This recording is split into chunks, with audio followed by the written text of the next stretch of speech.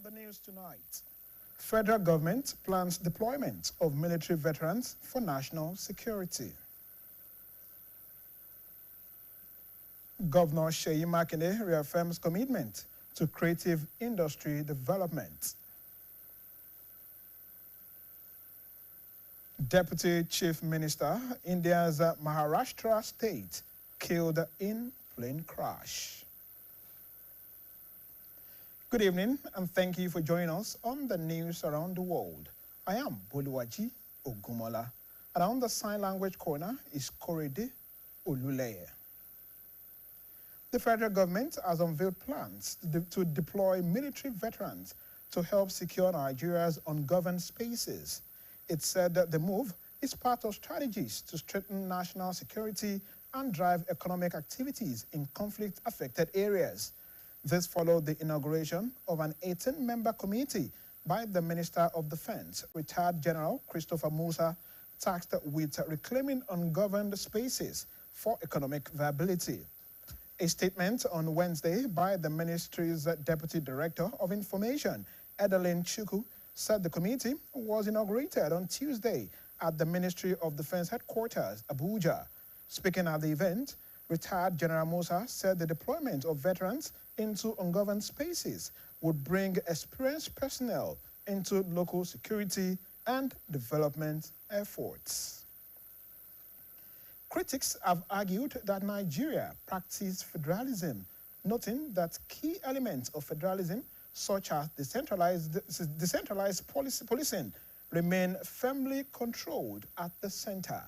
These were the views of a legal practitioner, Fatai Akinsami Esquire, and a public affairs analyst, Dr. Wahid Busari, while discussing the topic, renewed call for state police amidst rising insecurity on BCOS Current Affairs Breakfast Program, AM 120. BCOS reporter Fedora Afolagboye compiles excerpts from the program. Amid rising insecurity across Nigeria, renewed calls for the establishment of state police have gained momentum, with stakeholders advocating decentralized policing as a sustainable response to security challenges, while warning against political abuse and structural deficiencies. Speaking on BCOS AM 120, legal practitioner Fatai Akinsami Esquire noted that state police alone may not automatically end insecurity, but stressed that addressing security challenges incrementally would significantly reduce crime over time. He added that the agitation for state police has grown stronger than ever, now occupying the center stage of national discourse, and expressed confidence that sustained public pressure would eventually compel authorities to act. When the constitutions was drafted, the powers, we have three separated power. We have the exclusive legislative list, we have the concurrent, and we have the residual.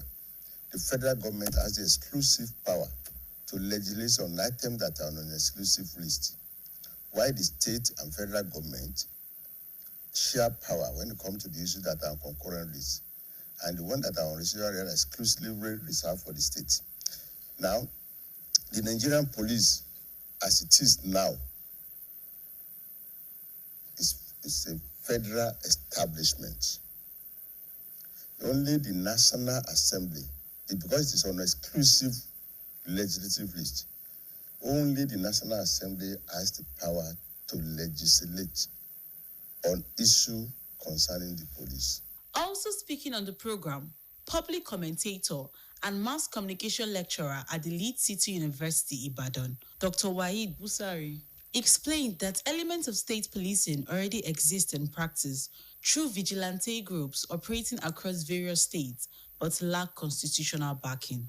He emphasized that Nigeria can study countries it models its democracy after, assess how state police systems operate, and adapt rather than adopt such models to suit the nation's unique security realities. When we attained independence, each region had its own police, and there was a federal police. Even local governments had their own police. It was the government of General Yakubu Gowon that unified the police that we have in Nigeria. So the call for state police is in tandem with the dictates of the type of system that we are running, the federal system, where governments are not subordinates, but they are coordinates. So what that implies is that each level of government should have its own way of securing its people. So naturally, if the government of General Gowon had not unified the police, even with military intervention, we should still have state police today. Both guests cautioned against the